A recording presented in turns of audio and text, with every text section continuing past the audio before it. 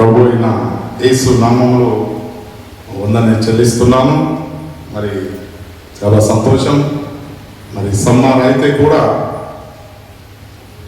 విశ్వాసం కలిగి మరి సంఘములు మీరందరూ ఎడతెగక ఎవ్రీ సండే మరి దేవుని సన్నిధిలో మీరు వచ్చి అతను ఆరాధించుతూ మరి ఆయన స్తుతించడానికి మరి తప్పకుండా మీరందరూ వస్తున్నందుకు దేవుడి నామములో మొదటిగా వందనాన్ని చెల్లిస్తున్నాము. మనిషిని జీవితంలో ఒక మనిషి పుట్టాడంటే ఆ మనిషినికి రెండు ఆత్మలు ఉంటాయి. ఒక ఆత్మ ఏమంటది, నీవు అది చెయ్యి అంటది. ఇంకా ఆత్మ ఏమంటది, అది వద్దు అంటది. ఒక ఆత్మ ఏమంటది, అది చూడు అంటది. ఇంకొక ఆత్మ ఏమంటది, నువ్వు అది చూడొద్దు అంటది. మీరు గ్రహించాలి ఈరోజు. అందుకోసమే దేవుడు తన వాక్యంలో ఏం సెలవిస్తున్నాడంటే, ఎవడు నాలోనే ఉంటాడు. మరి ఈరోజు వాక్యంలో చాలా మీరు గ్రహించాలి. మీరు దృష్టి అంతా ఇక్కడి మీరు ఉంచాలని మనవి చేస్తున్నాను. ఈరోజు వాక్యంలో మనం ముఖ్యంగా 8వ అధ్యాయము 9వ వచనమే మనం ఈరోజు క్లుప్తంగా ధ్యానించుకుందాం. రోమ్ చాప్టర్ 8 9వ వచనం ఒకసారి మీరు చదవాలని మనవి చేస్తున్నాను. దేవుని ఆత్మ మీలో నివసించిన ఎడల మీరు ఆత్మ స్వభావము గలవారే కానీ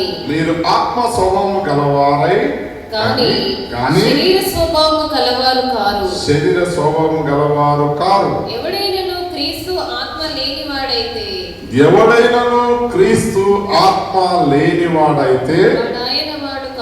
వాడైన వాడు కాదు. ఈ క్వశ్చన్ మీ అందరికి కూడా నాకు కూడా అనువరిస్తుంది. ఎవరు క్రీస్తు ఆత్మ, ఎవరిలో క్రీస్తు పరిశుద్ధ ఆత్మ నివసించబడుతుందో. అవునయ్యా, మీరు బాగానే చెప్తారు, క్రీస్తు ఆత్మ నివసించబడుతుంది. హౌ యు ఆర్ ఫైండింగ్ దేవుని ఆత్మ నాలో నీలోని నివసిస్తుందని ఎలాగ చెప్పగలం? Who are the real Christians? నువ్వు నిజంగానే నీవు క్రైస్తవుడు అని నిన్ను ఐడెంటిఫికేషన్ చేయాలి అనుకుంటే ఏమన్నా కనిపించాలి కదా. ఒక మానవ జీవితంలో నీవు క్రైస్తవుడు, నీవు అన్యుడు, నీవు పరిశుద్ధాత్మ పొందినవాడు, నీవు పరిశుద్ధాత్మ పొందలేనివాడు అని ఒక తెలియాలి అనుకుంటే మనలో కంపల్సరీ కనిపించాలి సోదరు. Suppose if you are a Christian, అందుకోసమే పౌలు ఈ రోమియా సంఘాన్ని ఉన్న విశ్వాసులను చూస్తాం. ఈ విశ్వాసులు ఎలా ఉన్నారంటే, అటు చల్లగలేదు, ఇటు వెచ్చగలేదు, చల్లగలేదు, వెచ్చగలేదు. అంటే వాళ్ళ జీవితము నిజంగా చెప్పాలంటే వాళ్ళు భక్తిగా నటిస్తున్నారు తప్ప వాళ్ళలో నిజమైన భక్తి, దేవుని పరిశుద్ధ ఆత్మ లేదు వాళ్ళ దగ్గర.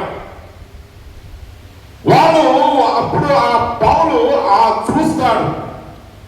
ఈ ఒక సంఘాన్ని చూసినప్పుడు ఆ సంఘంలో ఏమున్నది వీళ్ళ దగ్గర, ఇటువంటి ప్రశ్న ఉద్భవిస్తుంది. వీళ్ళ ముఖమును చూస్తే, వీళ్ళ మనసులు చూసినప్పుడు వీళ్ళ మనసులు ఏదో ప్రశ్న రైజ్ అవుతుంది, ఏదో ప్రశ్న ఉన్నది.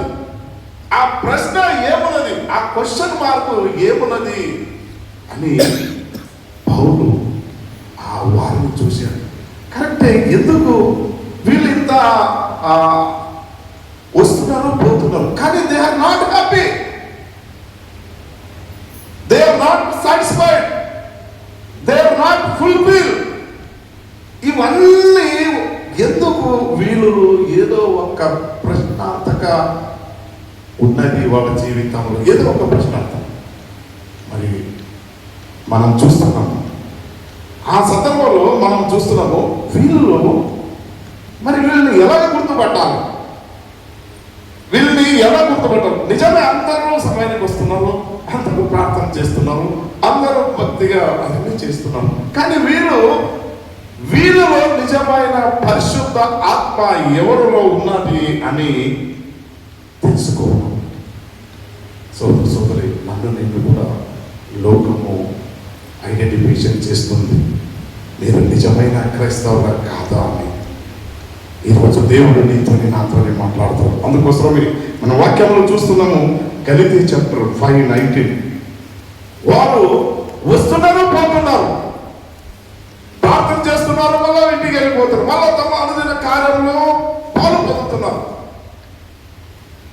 కానీ నిజమైన దేవునిని నమ్ముకున్నవారు, దేవునితో ఉన్నవారా అని మనం ఇక్కడ స్వభావము, ఎటువంటి స్వభావము ఈ ఒక రోమ్ సామ్రాజ్యం ఉన్న వాళ్ళు కలిగి ఉన్నారు అన్నది మన వాక్యంలో గలతీ చాప్టర్ 5:19 మనం చూస్తున్నాం. శరీర కార్యములు స్పష్టమై ఉన్నవి, అవేమనగా జారత్వము, అపవిత్రత్వము, కామతోకత్వము, విగ్రహారాధన, అభిచారము, ద్వేషములు, కలహములు, మత్సరములు, క్రోధములు, కక్షలు, భేదములు, విమర్శలు, అసూయలు, మత్తతులు, అల్లరితో కూడిన ఆటపాటలు ఉదయమైనవి. వీటిని గురించి నేను మునుపు చెప్పిన ప్రకారము ఇది వాటిని చేయువారు దేవుని రాజ్యము స్వతంత్రించుకున్నారని మీతో స్పష్టంగా చెప్పుచున్నాను. సహోదరి, ఈరోజు ఓపెన్గా చెప్పాడు. అక్కడ అంతా ఏమో ముచ్చుమారి లేకుండా చెప్పాడు. మీరు దేవునితోని, దేవుని సహవాసం కలిగి దేవుని మార్గంలో నడవాలి. నీవు క్రైస్తవుడు, క్రీస్తును అనుసరించిన విశ్వాసము అని ఒక ధైర్యంగా మీకు చెప్పుకోవాలంటే ఇవన్నీ పాప క్రియలు, ఇవన్నీ లోకరీతి ఉన్న ఇవన్నీ మీరు విడిచిపెట్టినప్పుడే అప్పుడే మీరు నిజమైన క్రైస్తవుడు, నిజమైన క్రీస్తుకు విశ్వాసులుగా జీవించగలరు అని మరి ఆ రోజు పౌలు ఆ సంఘానికి హెచ్చరించాడు. మనలో ఇంకా కూడా అటువంటి ఆలోచన, అటువంటి గుణలక్షణలు ఇప్పుడు మనలో ఉంటే అవన్నీ మనము విడిచిపెట్టి మనము ఏ మార్గంలో నడవాలి? మనం రెండు మార్గాలు ఉన్నాయి, ఒకటి క్రీస్తు మార్గము, ఒకటి సైతాను మార్గం. నువ్వు ఏ మార్గంలో? ఇవన్నీ చేసే వాళ్ళందరూ ఈ లోకాశ ఇవన్నీ ఆల్రెడీ సిస్టర్స్ ఇవన్నీ కూడా సైతాను మార్గాలు. ఇవన్నీ నువ్వు ఎప్పుడు విడిచిపో. అయ్యా నేను ఏదైనా ఒకటి తప్పు చెప్తే, ఏదో ఒకటి నింద వేస్తే ఏమైతుంది? ఒకరిని దూషిస్తే ఏమైతుంది? అది కూడా కౌంటింగ్లో ఉంటుంది అని మీరు గ్రహించాలి. సోదరు ఈరోజు వాక్యం చూస్తున్నాం. మరి అటువంటి ఈ కార్యాలు వదిలేసి ఆత్మ సంబంధమైన అంటే ఆత్మ స్వభావం కలిగిన గుణలక్షణాలు ఏముంటారు? ఓకే, ఇది ఒక గుణలక్షణం, ఇది ఒక గుణలక్షణం. మరి ఇంకొక గుణలక్షణం, ఇక్కడికి కూడా రెండు గుణలక్షణాలు ఉన్నాయి. ఈ రెండు గుణలక్షణాలు, ఇంకొక గుణలక్షణం ఏమున్నదంటే ఆత్మ స్వభావం. అంటే దేవుని పరిశుద్ధాత్మతో నడిపింపబడుతున్న విశ్వాసము గుణలక్షణాలు ఎలా ఉంటాయి అన్నది గలితీ రాసిన మరి పత్రిక 5:22. అయితే ఆత్మఫలం ఏమనగా ప్రేమ, సంతోషము, సమాధానము, దీర్ఘశాంతము, దయాళత్వము, మంచితనము, విశ్వాసము, సాత్వికం, ఆశా నిగ్రహం. సోదరి నిజంగానే మనకి దేవుని ఆత్మ పోలిన వారికి ఈ లక్షణాలు ఉంటాయి, ఈ లక్షణాలు ఉండవు. సరే, ఇదంతా ఈ రెండు ఓకే. మనుషుల జీవితంలో ఈ రెండు లక్షణాలు కామన్ అనుకోండి. ఇప్పుడు దేవుని నమ్మిన వానికి ఇవన్నీ ప్రేమ, జాలి, దయ, కరుణ, ఇవన్నీ దేవుడిని నమ్ముకొని అతను వెంబడించే వారికి ఈ గుణలక్షణం ఓకే. లోకరీతి ఉన్న వాళ్ళు ఆ గుణ లక్షణం ఉంటాయి అనుకోండి. కానీ ఈ రెండు గుణ లక్షణానికి ఇంకొక గుణ లక్షణాలు ఉండాలి. అది పరిశుద్ధాత్మ. అది మీకు కనిపించదు. ఇవన్నీ ఏమంటే కనిపిస్తాయి. ఇవన్నీ ఏమంటే అంటే కొన్ని విషయాలు కనిపిస్తాయి. ఒకరిని కొట్టినము, ఒకరు తిట్టినము, ఏదో చేసిన ఇవన్నీ మనకి కనిపిస్తాయి. కానీ నీలో ఉన్న పరిశుద్ధ ఆత్మ అది కనిపించదు. అది వెంబడించిన వాళ్ళకే తెలుస్తుంది. ఇవంతా అందరికీ తెలుస్తుంది. లోకస్తులకు తెలుస్తుంది, మరి క్రైస్తవులకు తెలుస్తుంది. ఈ దొంగ ఉన్నాడంటే అవును దొంగ ఉన్నాడు. ఈమె మంచి అమ్మాయి కాదంటే ఆమె మంచి అమ్మాయి కాదు. వాళ్ళ క్రియను బట్టి నిన్నను వాళ్ళు ఏం చేస్తారంటే తీర్పు చేస్తారు. నీవు నడిచే క్రియ, నీ నడిచే మార్గమును బట్టి నీకు సమాజము నీకు తీర్పు ఇస్తుంది. కానీ ఇక్కడ మనం ఇంకొకటి మరి ఆత్మ, ఈ రెండు ఆత్మకిన ఈ ఆత్మ ఓన్లీ క్రైస్తవ మాత్రమే ఈ ఆత్మ తెలుసు. యేసు ప్రభువును అనుసరించే వాళ్ళు అదే పరిశుద్ధాత్మ. ఆ పరిశుద్ధాత్మ మరి ఒకసారి నేను చదవాలని మనం చేస్తున్నాను. పరిశుద్ధాత్మ మరి దీంట్లో ఆ పరిశుద్ధాత్మ మూడవ వ్యక్తి. ఈ మొదటి రెండు వ్యక్తి అయిపోయారు, మూడవ వ్యక్తి అన్నవాడు పరిశుద్ధాత్మ. పరిశుద్ధాత్మ యోహాను చాప్టర్ 14, 16, 17 ఒకసారి చదవండి సిస్టర్. నేను తండ్రిని వెతుకుందును, మీ యొద్ద ఎల్లప్పుడూ నుండుటకై అతను వేరొక ఆదరణకర్తనగా సత్యస్వరూపియాగు ఆత్మను మీకు అనుగ్రహించును. లోకము ఆయనను చూడదు, ఆయనను ఎరగదు కనుక ఆయనను పొందనేరదు. మీరు ఆయనను ఎరుగుదరు, ఆయన మీతో కూడా నివసించును, మీతో ఉండను.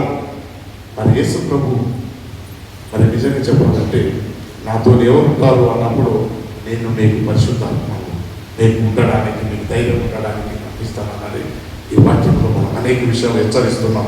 మరి ఈరోజు మరి ఈ పరిశుద్ధం మనలో ఉన్నప్పుడు ఎలాగ తెలుసుకోవాలి? అందరిలో పరిశుద్ధాత్మ ఉంటుందా? ఎన్నో అందరిలో పరిశుద్ధాత్మ ఉండదు. పరిశుద్ధాత్మ ఎవరు విశ్వాసించి పరిశుద్ధాత్మను మరి ఆహ్వానిస్తారో వాళ్ళతో పాటు పరిశుద్ధాత్మ ఉంటుంది. అందరితో పరిశుద్ధాత్మ ఉండదు. రెండు ఆత్మలు ఉంటాయి. మీకు ఎప్పుడు కూడా ఎప్పటించేది రెండు ఆత్మలు ఉంటాయి. ఒక పరిశుద్ధాత్మ ధనం ఉంటుంది, లేకపోతే దురాత్మన ఉంటుంది. మరి సంఘానికి వచ్చిన వాళ్ళకి అందరితో పాటు పరిశుద్ధాత్మ ఉంటుందని మీరు ఎప్పుడు కలలు కూడా అనుకోవద్దండి సోదర సోదరి. సంఘానికి వచ్చిన వాళ్ళు ఇప్పుడు మేము అన్ని చేస్తున్నాం, బిజినెస్ చేస్తున్నాము, వ్యాపారం చేస్తున్నాము, ఇంకొకటి చేస్తున్నాము, ఉద్యోగం చేస్తున్నాము, అయ్యా మాతో పరిశుద్ధాత్మ ఉన్నది అనేది పొరపాటున. దేవుని ఆత్మ మీలోనే నివసించాలంటే ఇవన్నీ ఈ 9 గుణ లక్షణాలు మీలో ఉన్నప్పుడు మాత్రమే ఆ పరిశుద్ధాత్మ మీలోనే నివసిస్తాడు. ఈరోజు వాక్యంలో మనం చూస్తున్నాం, మీ పరిశుద్ధాత్మ మీలోనే ఉన్నది అంటే ఎలాగ తెలుసుకోవాలి అన్నది మనం ప్రతి ఒక్కటి అనలైజ్ చేసుకోవాలి. పరిశుద్ధాత్మ ఉన్న వ్యక్తి ఎలా ఉంటాడు? మొదటిగా ఆయన పాపం పైన బాధ కలిగిస్తుంది. ఆయన ఎప్పుడు కూడా ఏదైనా చెడు కార్యాలు, ఏదైనా అసూయ కార్యాలు, ఏదైనా దుష్ట శక్తులు కనిపించినప్పుడు ఆయన దాని నుండి ఆయన దూరంగా వెళ్ళిపోతాడు. ఆయన ఆ ఒక ప్లేస్ లో ఉంటాడు. పాపం నుండి దూరంగా పారిపోతాడు. అప్పుడు ఆయనలో పరిశుద్ధాత్మ నిలిచి ఉంటుంది. మనం ఎన్నోసార్లు అనుకుంటున్నాం, ఒకసారి ఏమైంది మమ్మల్ని ఎవరు చూస్తారు? ఓకే, ఒకసారి మీరు పరిశుద్ధాత్మ పొందారు అనుకోండి. మీరు పరిశుద్ధాత్మ పొందిన తర్వాత దేవుని ఆత్మ మీలోని పని చేస్తుంది అనుకోండి. ఆ పని చేసినప్పుడు నా ఆత్మీయ జీవితంలో నేను కూడా చెప్తున్నాను, వినండి. నేను ఎప్పుడు దేవుని ఆత్మ నాలో ఉన్నప్పుడు నేను అనేక రీతిగా కొన్ని క్రియలు జరిగినప్పుడు కొన్ని విషయాలు నేను పొరపాటున పడిపోయిన అనుకోండి. మళ్ళా మీ దగ్గర పరిశుద్ధాత్మ ఉండదు. మీరు ఏం ప్రార్థన చేస్తే కూడా మీ ప్రార్థన వినడు. మీరు ఎప్పుడు గ్రహించాలి? మీ ప్రార్థన వింటా లేదు, దేవుడి ఆత్మ మీ ప్రార్థన ఆలకిస్తలేదు, మీకు ఆన్సర్ దొరుకుతలేదు అంటే మీలో పరిశుద్ధాత్మ లేదు అని లెక్క. పరిశుద్ధాత్మ ద్వారానే దేవుడు మాట్లాడతాడు. సోదర సోదరి, నేను ఒకసారి డిస్కషన్ లో మనం చూసినప్పుడు మన ప్రార్థన ఈ మధ్య ఆకాశంలో ఈ దురాత్మలు ఏమో ఉంటాయంటే అవి ఆత్మవేస్తుంటాయి. గ్రహించాలి. ఈ దురాత్మ సమూహము ఏముంటది? ఈ మధ్య ఆకాశంలో మనం ప్రార్థన చేసినప్పుడు, మనం కన్నీరుతో ప్రార్థన చేసినప్పుడు ఆపి ఉంటాయి. ఎందుకంటే నీ క్రియలు ఏమున్నాయంటే సరి అనేది కాదు. అందుకోసమే నీవు ఏ ప్రార్థన చేస్తావయ్యా, నీ ప్రార్థన నేనే ఆపేస్తానని సైతాను. దేవుడు మీ ప్రార్థన వినడానికి సిద్ధంగా ఉన్నాడు. కానీ మధ్యలో ఏమైనా మధ్య ఆకాశంలో ఆ సైతాను ఏం చేస్తానంటే ఆ సమూహము మీ ప్రార్థనను ఆపేస్తుంది. ఎందుకంటే నీవు నేను ఒకటే. నీ ప్రార్థన చేస్తే దేవుడి దగ్గర ఎక్కడ వెళ్తుందయ్యా? వెళ్ళదు. నీలో అసహ్యం ఉంది, నీ దగ్గర దొంగతనం ఉంది, నీ దగ్గర చెడు ఉంది, నీ దగ్గర ఇవన్నీ దుష్టకార్యం ఉన్నప్పుడు నువ్వు కన్నీరుతో ప్రార్థన చేస్తే మరి నేను ఎందుకంటే నేను పంపిస్తా? నేను పంపను. నిన్ను ఇక్కడ మధ్య ఆకాశంలో నిన్ను నీ ప్రార్థనను ఆపివేస్తాను. అందుకోసమే దేవుడు ఈరోజు మాట్లాడుతున్నాడు. అందుకే నువ్వు పాపం నుండి పారిపోవాలి. ఒకసారి మనం దావీదు మరి ఎవరు యేసు తను పాపంలో ఆ రాణి పిలిచినప్పుడు ఆయన అక్కడి నుంచి పారిపోయాడు. నాని జీవితంలో కూడా కొన్నిసార్లు ఇటువంటి సిచ్యువేషన్ నీ జీవితం, నా జీవితంలో అది ఒకటే కాదు, అనేక విషయాలు, జలాశలు కానీ ఇంకొక విషయాలు కానీ ఇటువంటి వస్తుంటాయి. కానీ నీవు దాని నుండి నీవు దూరంగా పారిపోవాలి. అందుకే ఇది మొదటి లక్షణం ఇది. రెండోదాగి మనం చూస్తున్నాం సోదరి, ఇది మనం వాక్యంలో మనం చూస్తున్నాం. రెండోదాగి ఇది యోహాను చాప్టర్ 16:8 మనం చదువుకోవాల్సిన సమయం లేదు కాబట్టి రెండోదాగి దేవుని వాక్యము ప్రేమిస్తాడు అని. ఎప్పుడు కూడా దేవుని వాక్యం ప్రేమిస్తాడు. కీర్తన 51:11 మనం ఇప్పుడే చదివినాం. కీర్తన 51:11 వచనంలో మనం ఒకసారి చదవండి. నీ సన్నిధి నుండి నన్ను త్రోసివేయకుము, నీ పరిశుద్ధాత్మ నుండి నన్ను తీసివేయకు. దావీదు ప్రార్థన చేస్తున్నాడు. కొన్ని పాపం చేసినప్పుడు ఆయన ప్రార్థన చేస్తాడు, అయ్యా నీ సన్నిధి చేయవద్దు. మరి మీ జీవితంలో కూడా తెలియకుండా అనేక మనం పాపంలో చేస్తాం. మాటల ద్వారా, చూపుల ద్వారా, ఆలోచన ద్వారా, నడకల ద్వారా, క్రియలు, వాటన్నిటి మేబీ మనము దాని నుంచి మీరు కంట్రోల్గా ఉండండి. ప్రార్థన చేస్తే నీకు ఫలం లేకపోతే, నువ్వు ప్రార్థన చేస్తే ఏమి లాభం? సోదరి, ఈరోజు నీలో ఉన్న ఈ దుష్ట క్రియలను నీవు విడిచిపెట్టినప్పుడే దేవుడు నీ ప్రార్థనను ఆలకిస్తాడు అన్నది ఈరోజు వాక్యం చూస్తున్నాం. మరి అందుకోసమే మొదటిగా పాపం విడిచిపెట్టాలి. రెండోదాగి మనం ఏం చేయాలి? దేవుని వాక్యమును ప్రేమించాలి. దేవుని వాక్యం ప్రేమించాలంటే ఏంది? ఇలా ప్రేమిస్తే సరిపోతుందా? ప్రేమించాలంటే ఆయన కట్టడలను నేను అనుసరించి నడవాలి. కట్టలో ఏమున్నది? నిన్ను వాళ్ళే నిన్ను నెరవేరు ప్రేమించు అన్నాడు. నీలో ఉంటే నేను సహాయం చేయాలి. బైబిల్ చదువు, ప్రార్థన చేయి, సంఘంలో పని, సంఘంలో ప్రతి పనిలో మీరు ఇన్వాల్వ్ కావాలి. సమయానికి సంఘానికి రావాలి. ప్రతి ఒక్కటి కూడా మీకు కౌంటింగ్ ఉంటుంది. సోదరు ఈ రోజు మీకు మనసులో బాగా కలిగి ఉండొచ్చు. కానీ దేవుడు ఒకరోజు మిమ్మల్ని నన్ను ఒక క్వశ్చన్ అడిగేవాడు ఉన్నాడు. ఈరోజు నీవు స్ట్రాంగ్ గా ఉండాలి. ఎన్ని బాధలు, ఎన్ని కష్టాలు, ఎన్ని శోధనలు వస్తే కూడా యు బీ స్ట్రాంగ్. ఈరోజు దేవుడు మాట్లాడుతున్నాడు. దేవుని వాక్యం ప్రేమిస్తూ కీర్తనలో 119, 105 మనం చూస్తున్నాం. వాక్యంలో 119, 105 నీ వాక్యం నా పాదముకు దీపం, నా త్రోవకు వెలుగై ఉన్నది. మరి మీరు వెలుగు త్రోవలు నడుస్తున్నామా? మనం చీకటి త్రోవలు నడుస్తున్నాం. ఈరోజు మమ్మల్ని పరీక్షించుకోవాలి. మొదటిగా పాపం నుంచి మనము దూరంగా పారిపోవాలి. రెండోదాగి మనం ఏం చేయాలంటే మనం దేవుని వాక్యమును ప్రేమించేవారిగా ఉండాలి. మనం నిజంగానే ప్రేమిస్తున్నామా? ఈరోజు సండే ఒకరోజు చర్చికి రావడానికి ఎంతో బాధ, ఎంతో కష్టం, ఎంతో ఆలోచన. ఏం పోదాము ఇంట్లోనే ఉంటే బాగుంటుంది కదా. ఏం పోదాం? మరి వారమంతా ఇంట్లోనే ఉంటారు. రాలేకపోతే మీరు ఎలాగ పరలోకం చెప్తారు సోదర సోదరి? ఒక్కరోజు కూడా మీరు దేవుడి సన్నిధి రాలేకపోతే మీకు 100% రాసిస్తారు, మీరు పరలోకానికి వెళ్ళరు అనుకుంటారు. మీరెవరో నాకు డిసైడ్ చేయడానికి అనుకుంటారు. దేవుని వాక్యమే చెప్తుంది. నేను డిసైడ్ నేను జడ్జిమెంట్ చేసేవాడు కాదు. దేవుని వాక్యంలో చదివిస్తుంది. నా కట్టడలను అనుసరించండి. You follow my terms and condition. మీరు ఫాలో అయితేనే మీరు దేవుని రాజ్యానికి వెళ్తారు. లేకపోతే ఒంటిగా అయ్యా నేను జపం చేస్తాను, ఇంట్లో నేను ప్రేమ చేస్తాను, నేను అంతా బాగానే ఉన్నాను, నా కుటుంబం ఆశీర్వదించబడింది, నేను ఎలాగైనా పరలోకానికి వెళ్తాను, మోసపోతున్నారు సహోదర సహోదరి. విశ్వాసము బలపరచబడాలి. మీరు విశ్వాసగా ఉండాలి. మీకు బిజినెస్ ఆశీర్వాదం ఇస్తాడు, మీరు చేసే పనులంతా ఆశీర్వదిస్తాడు, ఈ లోకంలో వాళ్ళందరూ ఉంచబడతారు. అందరూ పరలోకానికి వెళ్ళలేరు. మీరు నేను పరలోకానికి వెళ్ళాలంటే ఆయన కట్టడలను నిర్వహించాలి. ఫాలో. మరి మొన్న చూస్తున్నాం, మనం ప్రార్థన చేయాలని కోరిక ఉంటుందా? ప్రార్థన చేయాలని కోరిక ఉంటుందా? ఏడ ప్రార్థన చేస్తామయ్యా, మనకంతా వాట్సాప్ టెలిగ్రామ్ ఇవన్నీ వచ్చినాయి, మనకి ఏడ సమయం ఉంది, మా పిల్లలు ఎప్పుడు ఏడుస్తుంటారు, వాళ్ళ సేవ చేయడానికి ఉంటుంది, మా ఆయన బట్టలు ఉక్కనే సేవ, ఇవన్నీ కామన్. నీవు ఒక సమయం తీసుకొని నీవు ప్రార్థనలో ఏకీభవించి దేవుని సన్నిధిలో నీ కుటుంబం గురించి, సంఘం గురించి నీవు ప్రార్థించాలి.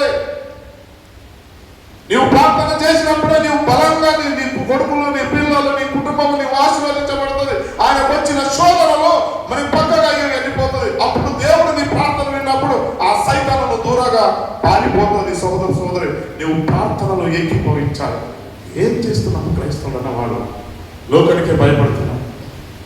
లోకానికి భయపడవద్దు. నన్ను ఫాలో చేయి, నా వాక్యం నీవు అనుసరించు. నువ్వు ఎప్పుడు నన్ను నువ్వు ఫాలో చేస్తుంటావో అప్పుడే నీ జీవితంలో మార్పు కనిపిస్తుంది. అప్పటి వరకు నువ్వు మార్పు కనిపించదు. నువ్వు ఇంకా 20 సంవత్సరాలు అయితే కూడా నీవు అట్లనే ఉంటావు. నువ్వు 50 సంవత్సరాలు అంటే నీ జీవితం అట్లనే ఉంటుంది.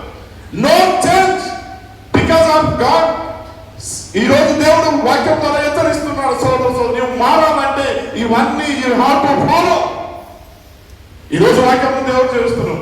జీవితము ఇది ఎప్పుడు మారుతుంది అంటే 2 కొరింథీయులు 5:17. 2 కొరింథీయులు నీవు ఎప్పుడు మారుతావు అంటే న్యూ క్రియేషన్. చెప్పండి. కాగా ఎవడైనా క్రీస్తునందున్నాడు ఆయన నూతన సృష్టి అయినో, పాతవి గతించను, ఇగో ఆయన కొత్తగా అయ్యాను. పాతవి గతించను. ఇంకా నీ పాతలు గతించలేదు సోదరు సోదరులు. నేను పాతలు గతించాలి.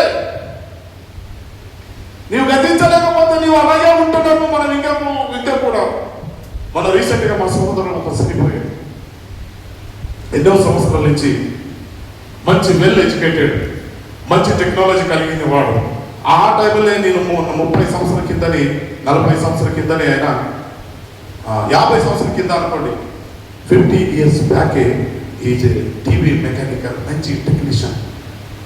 ఆయన ఏ రోజు ఆయన మరి మా ఊరికి వచ్చిన తర్వాత ఆయన మంచి పర్సన్ ఉన్నాడు. ఎప్పుడు ఆయనలో దురాత్మ చేరింది.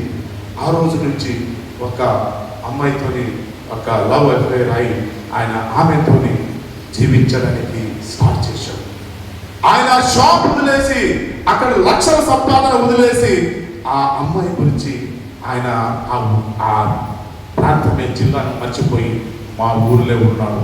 ఉండి రోజు తాగుతూ తాగుతూ తాగుతూ తాగుతూ లాస్ట్కి ఆయన ప్రాణం ఇచ్చాడు. సైతాన్ అన్నవాడు తాను ఏం చేస్తాడో తెలుసా? ఆయన ఎప్పుడు కూడా మరణంగా తీసుకొని పోతాడు. అందుకోసమే నీ సహవాసం ఎవరితో ఉంటున్నావు? నీవు దేవుని పిల్లలతో సహవాసం ఉంటున్నావా? అన్యులతో సహవాసం ఉంటున్నావా? ఈ రోజు నీవు పరీక్షించుకోవాలని. మరి అందుకే జీవితము మారుతుంది. మరి మనం చూస్తున్నాం బైబిల్ ఉదాహరణలు, మరి అనేక ఉదాహరణలు సమయం లేదు కాబట్టి ఒక చిన్న ఉదాహరణని చెప్పడానికి నేను ఇష్టపడతాను. సౌలు రాజు, మరి ఆయన మొదటి రాజు ఇజ్రాయెల్ దేశం, మరి ఇజ్రాయెల్ దానికి మొదటి రాజు సౌలు రాజు అయ్యాడు. ఈ సౌలు రాజు మరి ఎప్పుడు ఆయన రాజ్యం ఆయన ఉన్నప్పుడు దేవుడు ఆత్మ ఆయనలోనే ఉండి మంచి పరిపాలిస్తున్నాడు. మరి పరిపాలించినప్పుడు దేవుడు కొన్ని విషయాలు ఆయన చెప్పాడు. ఆ చెప్పింది పని చేయకుండా ఒక ఆజ్ఞను మీరియడం. మరి మనం చూస్తున్నాం, అంత సమయం లేదు, 28:3 మనం చూస్తున్నాం. మరి ఆయన ఏ రీతిగా మరి ఆయన తన జీవితము చేంజెస్ అయిపోయింది. ఆయన సౌలు రాజు అనబడిన మనిషి ఆయన లాస్ట్కి ఆయన జీవితము ఎక్కడికి వెళ్ళిపోయింది అన్నది మనం చూసుకున్నప్పుడు దావీదు కూడా అందుకోసమే దావీదు ఒకసారి ఆయన ఇటువంటి విషయాలు ప్రార్థన చేస్తాడు. నీ పరిశుద్ధాత్మను నా యొద్ద నుండి నీవు ఏం తీసివేయము. దావీదు మరి 51:11 ఆయన పరిశుద్ధాత్మ నా వద్ద నుండి తీసివేయదు అంటే వారు కూడా ఆ కాలంలో కూడా పరిశుద్ధ ఆత్మ ఉన్నది అని వాళ్ళు తెలుసుకున్నారు. అప్పుడు కూడా 2 ఆత్మలు ఉన్నాయి. దేవుడు పంపాడు సౌలునికి, దురాత్మ దేవుడు పంపాడు. సోదరి దురాత్మ తాను ఎప్పుడు ఆయనకు చేరలేదు. దేవుడు ఆజ్ఞ ఇచ్చాడు కాబట్టి ఆయన మీద దురాత్మ వచ్చింది. ఈరోజు వాక్యంలో మనం చూస్తున్నాము. సామెలు చూడండి ఒకసారి, 1 సామెలు 28:3 1 సామెలు. త్వరగా నేను కంప్లీట్ చేయడానికి ప్రయత్నం చేస్తున్నాను, సమయం లేదు. మీరు తెలుసుకోవాలి ఆత్మ ఏది, పరిశుద్ధాత్మ ఏది, దురాత్మ ఏది, మంచి ఆత్మ ఏది. సామెలు దావీదు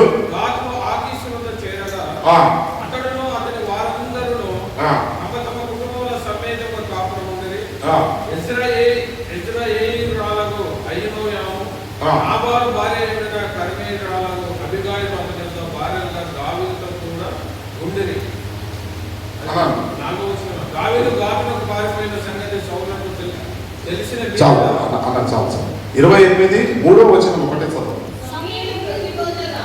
సమయంలో మృతి పొందగా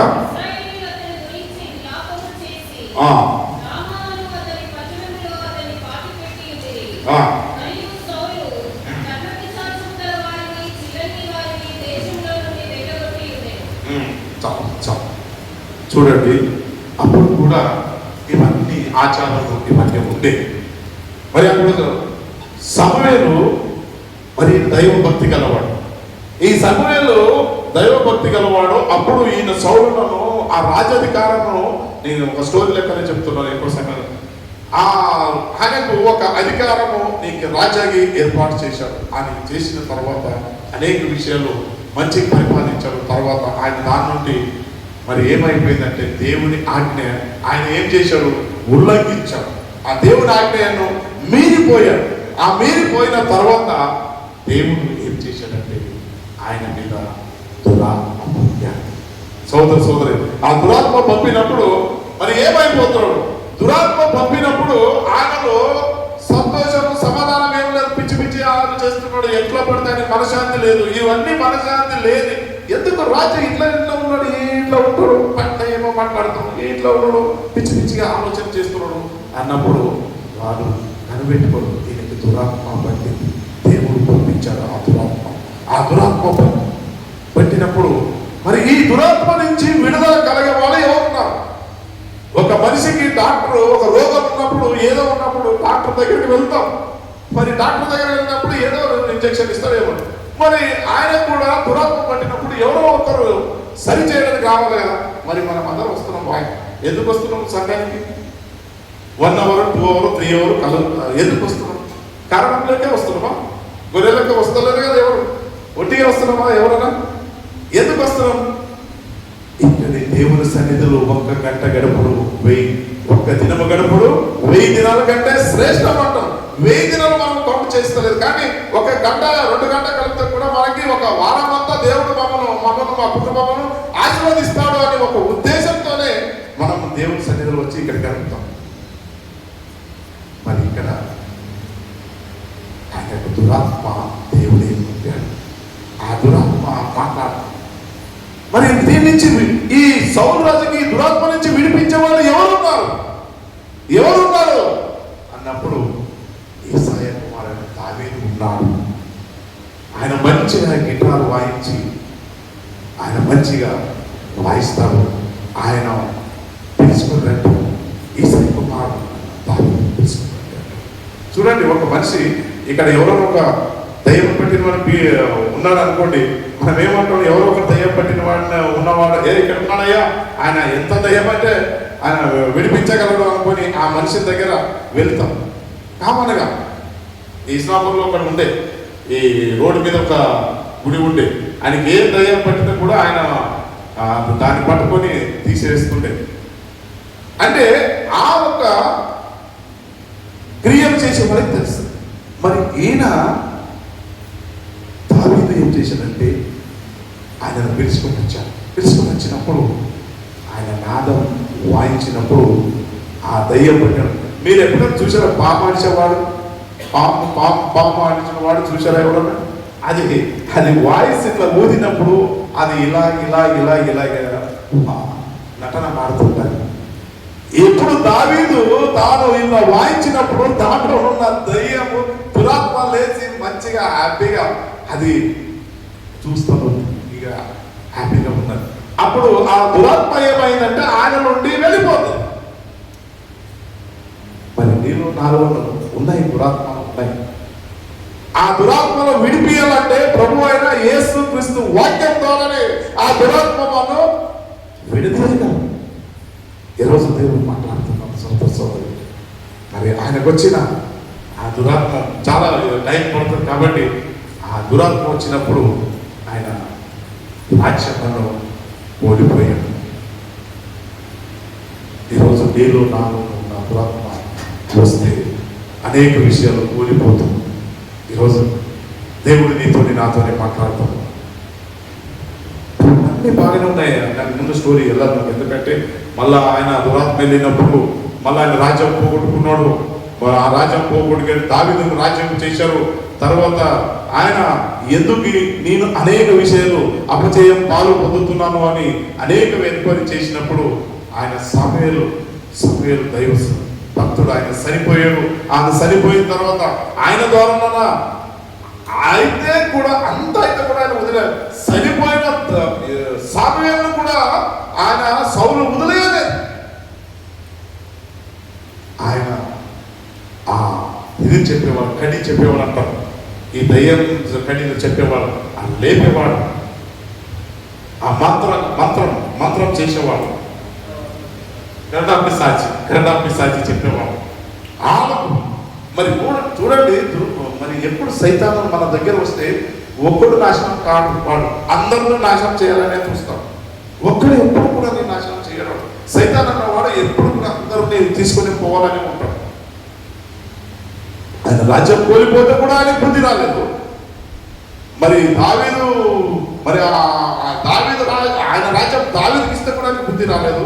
లాస్ట్కి చనిపోయిన ఆ మనిషి దైవ భక్తుడు కూడా ఆయన కరుణాపిశాచి ద్వారా లేపి మాట్లాడాడు.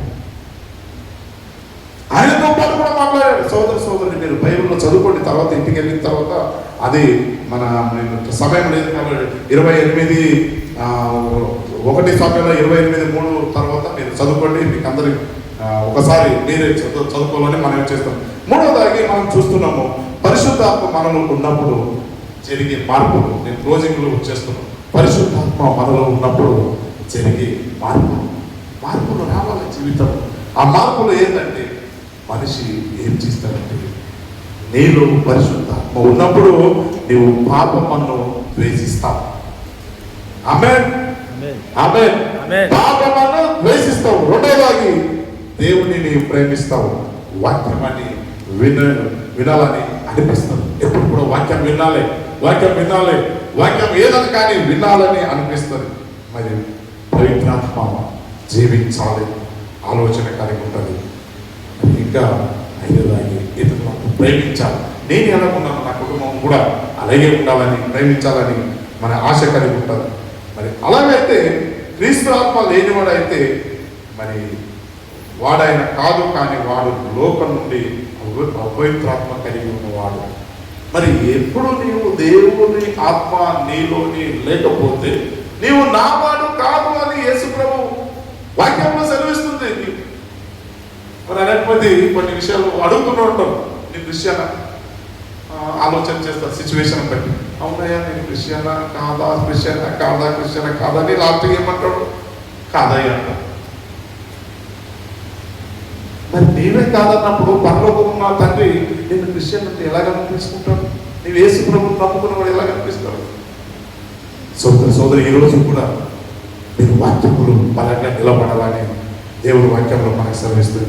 అందుకోసం యాకోబు చాప్టర్, యాకోబు బలిద పత్రిక 2:19 దేవుడు ఒకడే అని నీవు నమ్ముచున్నావు, అలాగో నమ్ముట మంచిదే, దయ్యములు కూడా నమ్ము వణకుతున్నాయి. దేవుడు ఒకడే అని నీవు నమ్ముతున్నావు, దయ్యములు కూడా నమ్ముతున్నాయి. అందరూ కూడా నమ్ముతున్నారు యేసు ప్రభు దేవుడేగా అంటారు, నీవు కూడా నమ్ముతున్నావు. ఇద్దరికి వ్యత్యాసం ఏమున్నది? వారు కూడా నమ్ముతున్నారు, నీవు కూడా నమ్ముతున్నావు. What is the difference between both of you? ఈరోజు దేవుడు నీతో నాతో మాట్లాడుతున్నాడు, ఏమున్నది డిఫరెన్స్ బిట్వీన్? అందుకోసమే ఈరోజు వాక్యంలో మనం చూస్తున్నాం. మార్క్ చాప్టర్ 5:7 యేసు ప్రభు ఆయన గుడ్డ మీద మరి అనేక విషయాలు చెప్పిన తర్వాత అతడు జీవిత యాత్రము ఇట్లా వెళ్తా ఉన్నప్పుడు అప్పుడు ఒక అద్భుత కార్యం సర్వోన్నతుడు, అంటే మార్క్ చాప్టర్ 5:7 చూడండి. యేసు సర్వోన్నతుడైన దేవుని కుమారుడా, నాతో నీకేమి, నన్ను బాధపడుచున్నామని దేవుని పేరిట నీకు అని చెప్పుచున్నానని బిగ్గరగా కేకలు వేశాను. ఒక సందర్భం వస్తుంది, యేసు ప్రభు ఇలా వెళ్తున్నాడు. ఈ వెళ్తూ వెళ్తూ వెళ్తూ వెళ్తూ ఉన్నప్పుడు మరి ఆ పిశాచి సైతాన్ పీడిత అయిన మనిషి కేకలు వేస్తాడు. మరి మన జీవితంలో కూడా కొన్నిసారి ఇటువంటి సిచ్యువేషన్ వస్తాయి సోదర సోదరి. ఈ వాక్యంలో మనం చూస్తున్నాము. మరి మార్క్ 5 అదే కంటిన్యూ 5:12 దయ్యములు కూడా ప్రార్థన చేస్తాయి. దయ్యములు కూడా ప్రార్థన చేస్తాయి. అవి ఏమని ప్రార్థన చేసినాయి? ఆ వ్యక్తి అరుస్తూ అరుస్తూ వస్తా ఉన్నారు. మీరు సినిమాలో చూసే ఉంటారు, ఆ పందెలు ఏ రీతిగా పడిపోతాయి. ఈరోజు ప్రార్థన అడిగినాయి. అవి ఏమని అడిగినాయి? అయ్యా దేవుడు కుమారుడా, నీవు మమ్మను ఏం చేయి, మమ్మను ఆ ప్రతి పుట్టలు మమ్మల్ని పంపి, మమ్మల్ని నిత్య నరకంలో తొక్కొద్దు, మమ్మల్ని లోపల తొక్కొద్దు. చూడండి, అవి ప్రార్థన. అవి అడిగినాయి. అవి అడిగినప్పుడు యేసు ప్రభు కూడా కరుణామయుడు ఏం చేశాడు? మీరు వాళ్ళ లోపల శరీరం వెళ్ళండి. అవి వెళ్ళి అవి ఆ సముద్రంలో తునికి పడి చచ్చిపోయింది. ఈరోజు దేవుడు నీతో నాతో మాట్లాడుతున్నాడు. మరి వాళ్ళ ప్రార్థన అవి దేవుని రాజ్యానికి వెళ్తాయా? అవి దేవుని రాజ్యానికి వెళ్తాయా? అవి కూడా ప్రార్థన విన్నాడు, కానీ వాళ్ళ ప్రార్థన విన్నప్పుడు అవి దేవుని రాజ్యానికి వెళ్తాయా? వెళ్ళవు. అనేక మంది ప్రార్థన అడుగుతారు, దేవుడు అప్పుడు వాళ్ళకి ఇస్తాడు. నీ ప్రార్థనకు జవాబు ఇవ్వచ్చు, ఇవ్వకపోవచ్చు, కానీ నీకు ఒక విశ్వాసం ఉండాలి. నేను పరలోకంకి వెళ్ళాలని ఒక బలమైన విశ్వాసం ఉండాలి. ఆ ప్రార్థన కూడా విన్నాడు, నీ ప్రార్థన కూడా వింటాడు. What is the difference? నీ ఆశ పరలోకం ఉండాలి.